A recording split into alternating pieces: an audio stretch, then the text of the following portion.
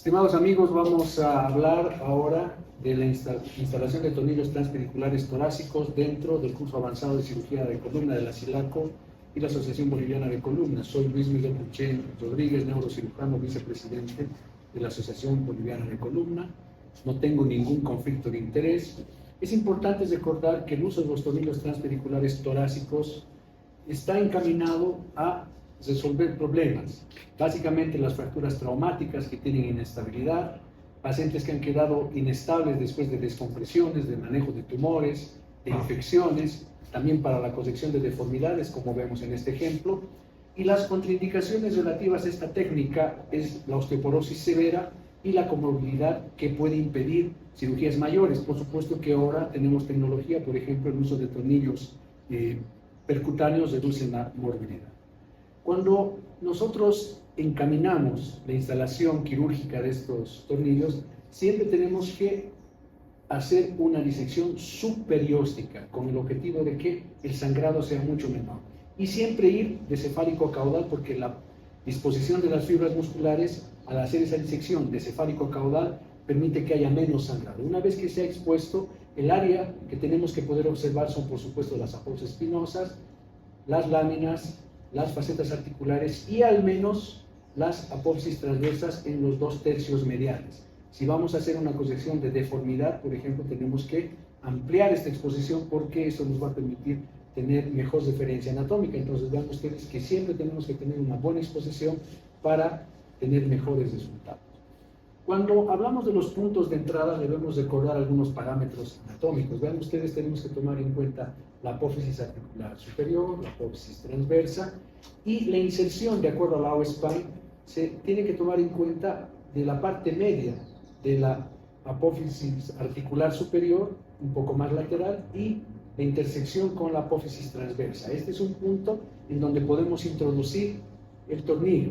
Es importante recordar que este punto, mientras más alta es la vértebra torácica, es más cefálico, así que tiene algunas variaciones. Entonces, recuerden ustedes, no olviden los puntos de referencia, la apófisis articular superior, la apófisis transversa, que nos van a permitir hacer el abordaje. Obviamente aquí también podríamos tomar en cuenta la apófisis mamilar, que también es otro parámetro. Es importante recordar entonces que una vez que hemos identificado el punto de inserción, reitero, un poquito más lateral de la parte media de la apófisis articular superior con relación a la apófisis transversa, se puede hacer un fresado o utilizar una gubia. Ese es el punto de acuerdo a la O-spine. Sin embargo, hay otras posibilidades. Vean ustedes, Lenke y su grupo ya establecieron algunos puntos de entrada específicos en cada vértebra, desde T1 hasta T2, y como decía, mientras más proximal, es decir, más superior es la vértebra torácica, el punto de abordaje es más alto. Se pueden utilizar estos parámetros también. Pero recientemente, en 2019, este grupo ha establecido la posibilidad de tener un abordaje un poco más lateral. Es decir, tomamos los mismos parámetros, pero nos vamos un poco más laterales. ¿Con qué objetivo? Con el objetivo de tener una mejor triangulación, y al tener una mejor triangulación vamos a tener un mejor agarre vertebral y por lo tanto disminución del pull-out. Entonces, esto va a permitir tener un punto de abordaje un poco más universal para quienes están empezando a hacer este tipo de instrumentación. Siguiente, por favor.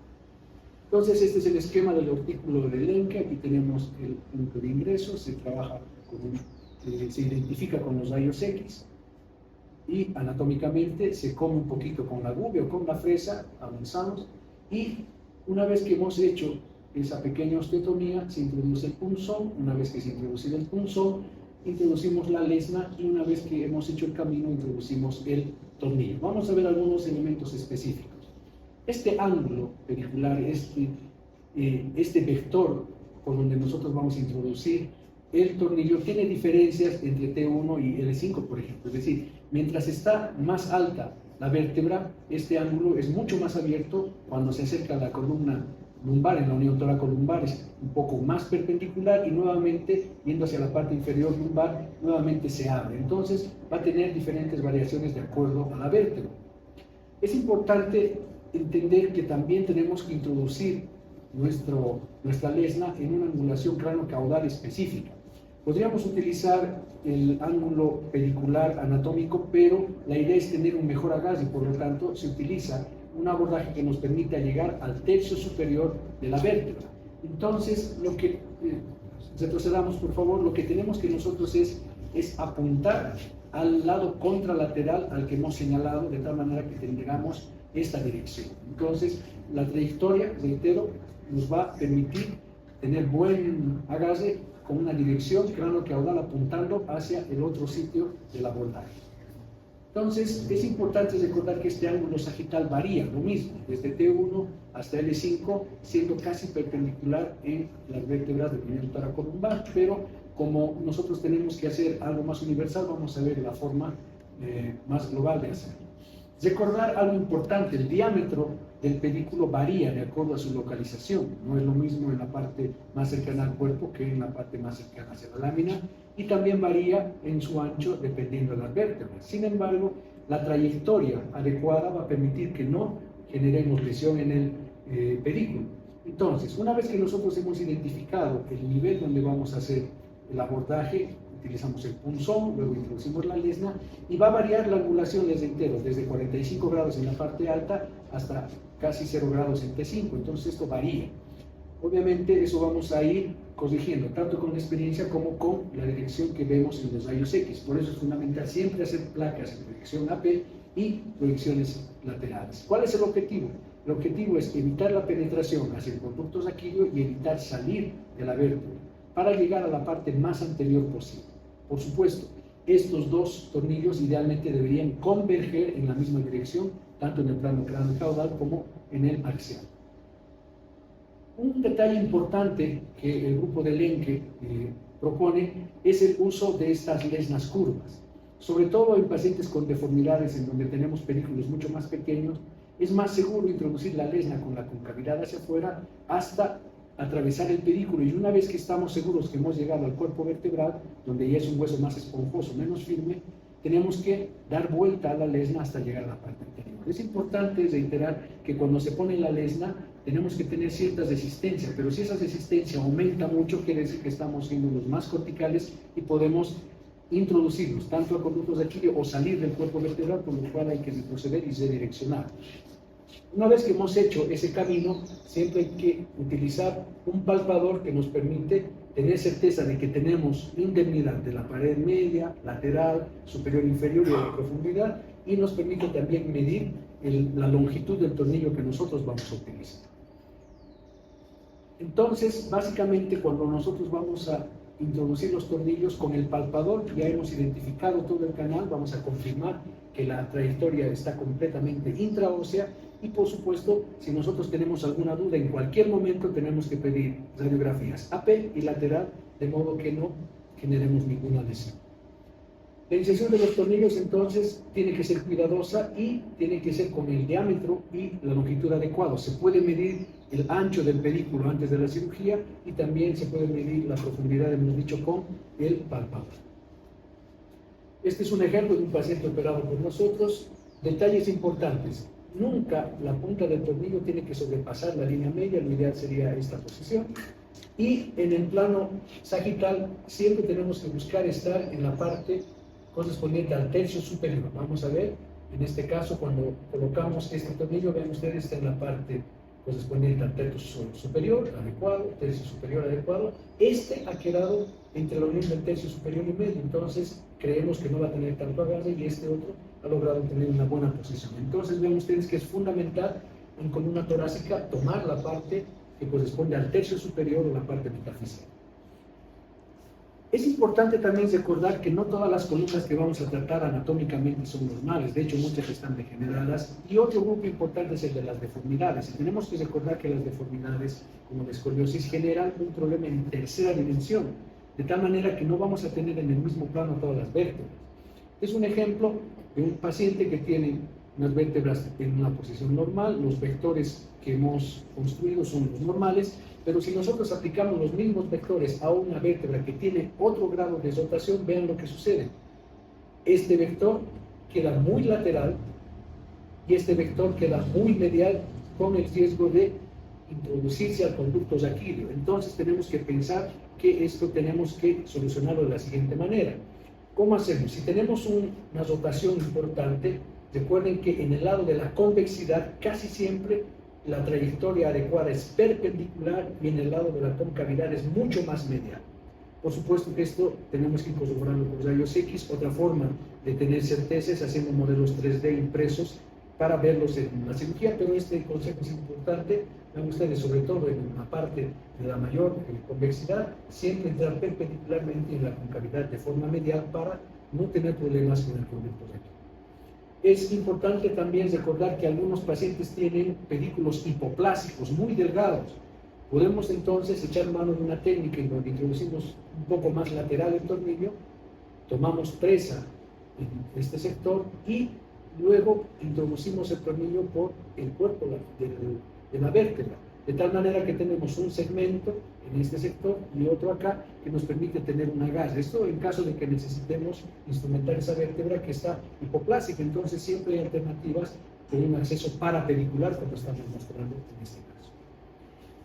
Algunos cuidados especiales. No todos los pacientes que vamos a atender tienen la anatomía normal, y en las lesiones inestables, como en este caso, nosotros tenemos que ver que los segmentos por encima y por debajo pueden tener una orientación muy diferente. Entonces debemos tener cuidado, primero, de hacer maniobras que sean muy delicadas para no empeorar esta disociación, y tenemos que evitar desplazarlo. Y por supuesto hay que ir confirmando con los rayos X la posición de nuestros tornillos, y por supuesto tenemos que prepararnos para que todo esto quede de la mejor manera. Entonces poco a poco podemos tener buenos resultados y tener cuidado en este tipo de pacientes.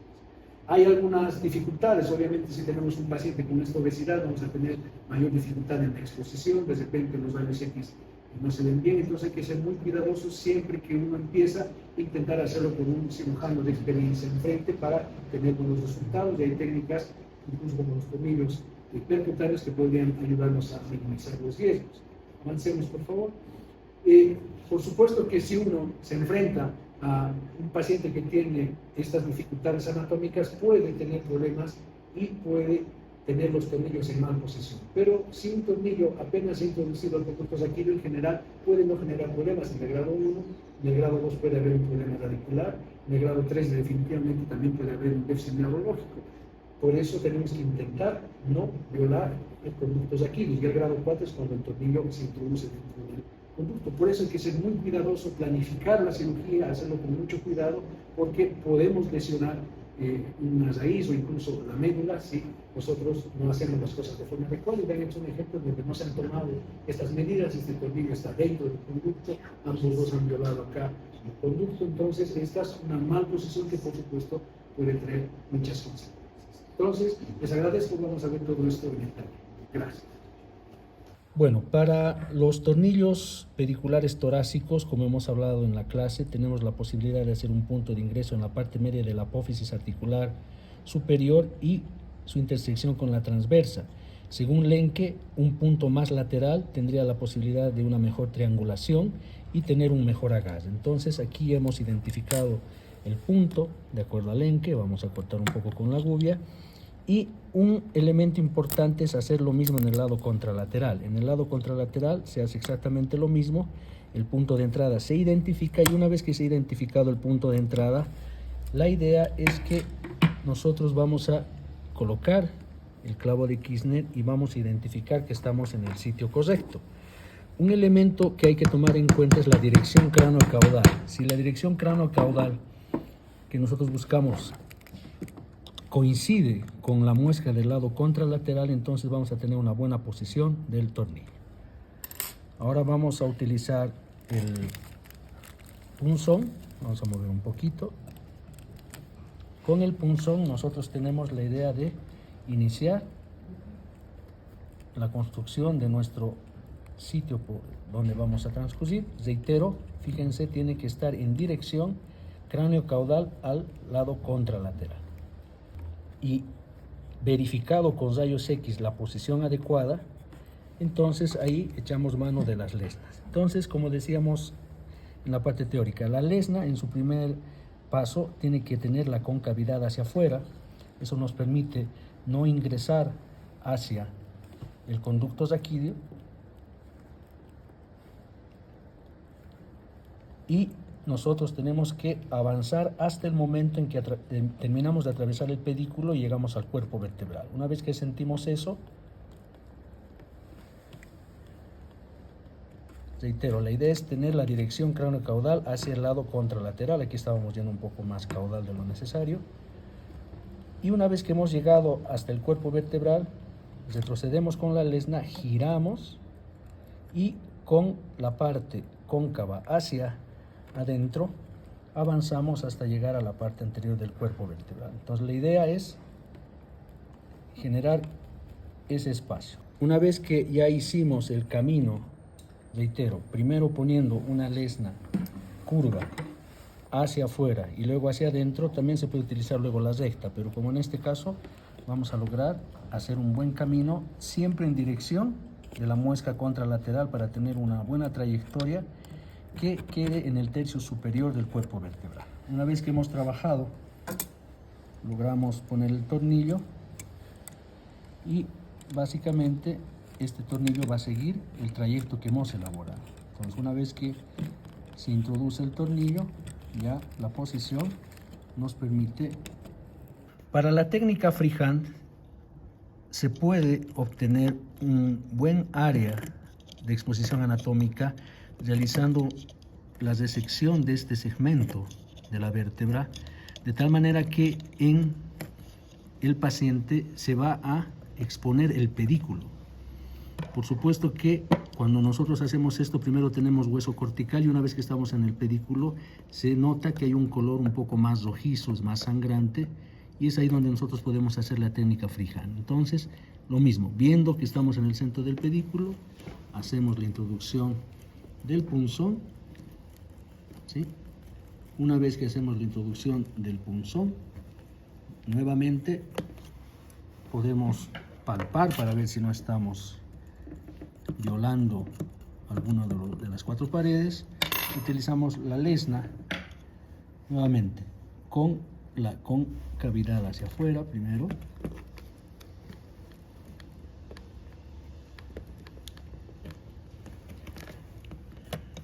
y luego la concavidad hacia adentro. Obviamente en un modelo de este tipo hay más posibilidades de que se quiebre, pero estamos haciendo una práctica para tener unas orientaciones. Pero algo importante que hay que tomar en cuenta, reitero, una vez que hemos hecho el trayecto con la lesna, siempre utilizar el palpador. El palpador nos va a permitir saber que no hemos violado ninguna de las paredes, especialmente la medial. Igual tenemos que tener hueso hacia afuera, hacia adentro, hacia abajo, hacia arriba y hacia la profundidad. Una vez que hemos verificado eso, nuevamente, básicamente lo que tenemos que hacer es dejar que el tornillo discurra por el camino que hemos hecho. De tal manera que, de esa manera vamos a tener un buen agarre y vamos a tener una instrumentación. Para la colocación de los cerclajes es importante preparar la lámina que vamos a trabajar con el disector. En este caso ya hemos trabajado con el disector y hemos hecho una resección pequeña con la Kerrison, ¿sí? De tal manera que tengamos certeza de estar siempre por encima del ligamento amarillo. Se puede hacer en inferior y en superior, como en este ejemplo. Básicamente lo más importante es cómo nosotros ponemos al alambre. Esta pequeña curvatura que tiene al final, fíjense ustedes, no es solamente recta, sino que aquí tiene una curvatura, una angulación que nos permite hacer esto. Una vez que hemos disecado, reitero, el espacio entre la lámina y el ligamento amarillo y tenemos certeza de que no hemos lesionado nada, con cuidado, después de esa disección, introducimos el alambre doblado de esta manera, siempre haciendo que la presión vaya hacia la parte anterior de la lámina, y una vez que estamos en el sitio, vean ustedes que con esa angulación que hemos hecho en el alambre doblado sale en la parte superior de la lámina. Esto que va a permitir que nosotros ya tengamos el alambre de cerclaje y obviamente podemos luego torcelar el alambre y fijarlo en la lámina. Pero lo más importante, reitero, es disecar el espacio sublaminar, darle esta angulación al alambre. Siempre tiene que estar con la parte anterior roma, introducirlo siempre haciendo fuerza sobre la parte anterior de la lámina, y una vez que sale, hacer esta maniobra de tal manera que no lesionamos la dura madre y tenemos la posibilidad de hacer el cerclaje. Para la colocación de los ganchos, es importante identificar la articulación, la faceta inferior y hacer una osteotomía utilizando, como en este caso, un cincel. Entonces hace unos golpes ahí, de tal manera que describimos un ángulo recto en el plano vertical y en el plano horizontal. Entonces observen que se ha hecho la osteotomía de la apófisis articular inferior. Por supuesto que es importante hacer la preparación, hacemos la disección con un disector o con un instrumental específico, que es este el caso, para ver la medida exacta y que el agarre sea adecuado. Aquí con este instrumental de prueba tenemos certeza de que va a tener un buen agarre. Una vez que tenemos el área preparada, colocamos el gancho y posicionamos luego la base. Pues básicamente esa es la forma de colocar el gancho. Cuando se ha posicionado el gancho, se coloca el casquillo para sujetar la barra. De esta manera ya complementamos nuestra instrumentación.